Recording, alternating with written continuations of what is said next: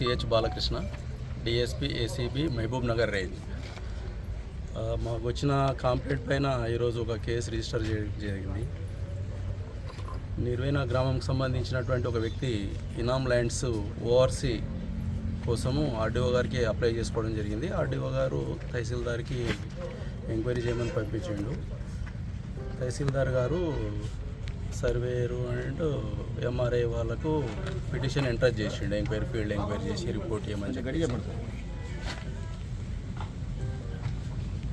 RDO గారు పంపించినటువంటి petition తహసీల్దార్కు వచ్చింది. తహసీల్దార్ గారు అట్టి పిటిషన్ను ఎంఆర్ఐ అండ్ డిప్యూటీ సర్వేయర్ గారికి ఫీల్డ్ ఎంక్వైరీ చేసి రిపోర్ట్ ఇవ్వమని చెప్పేసి ఇవ్వడం జరిగింది.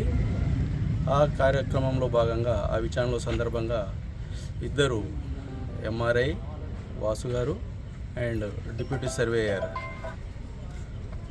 నవీన్ రెడ్డి గారు ఇద్దరు కలిసి 40,000 రూపాయలు డిమాండ్ చేయడం జరుగుతుంది. కంప్లైంట్ని 40,000 డిమాండ్ చేసి 40,000 ఇచ్చినట్లయితే మీకు ఎక్కడ ఎటువంటి ఆటం లేకుండా ఎంఆర్ఓ ద్వారా కానీ ఆర్డీఓ ఆఫీస్లో కానీ ఎక్కడ కానీ ఎటువంటి ఆటంకం లేకుండా 40,000 ఇచ్చేస్తే మీ పని అయిపోతుందని డిమాండ్ చేయడం జరుగుతుంది.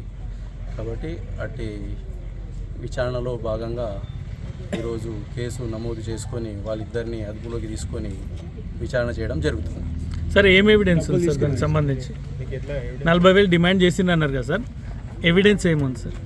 ఎవిడెన్స్ మా అంత ఎవిడెన్స్ బేస్డ్ తోటే ఉంటుంది.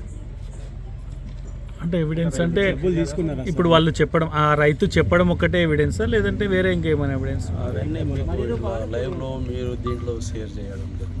సార్ ఓకే, ఇప్పుడు డబ్బులు తీసుకున్నారా లేదు సార్? అంతే డబ్బులు తీసుకుని డిమాండ్ చేయడం జరిగింది, డబ్బులు తీసుకోలేదు. ఓకే, అంటే ఇప్పుడు మీరు కేసు నమోదు చేసారా సార్? నమోదు చేసి అదుపులోకి తీసుకోవడం జరిగింది. రేపు ఏసీబీ కోర్టు నాంపల్లిలో ప్రొడ్యూస్ చేయడం జరుగుతుంది.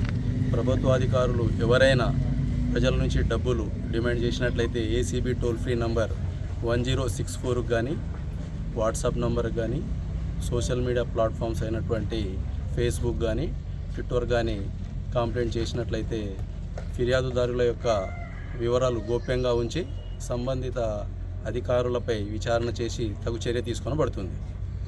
సార్ వాళ్ళని మాకు ఒకసారి చూపిస్తారా? మీకు షేర్ చేస్తా ఫోటో ప్రెస్.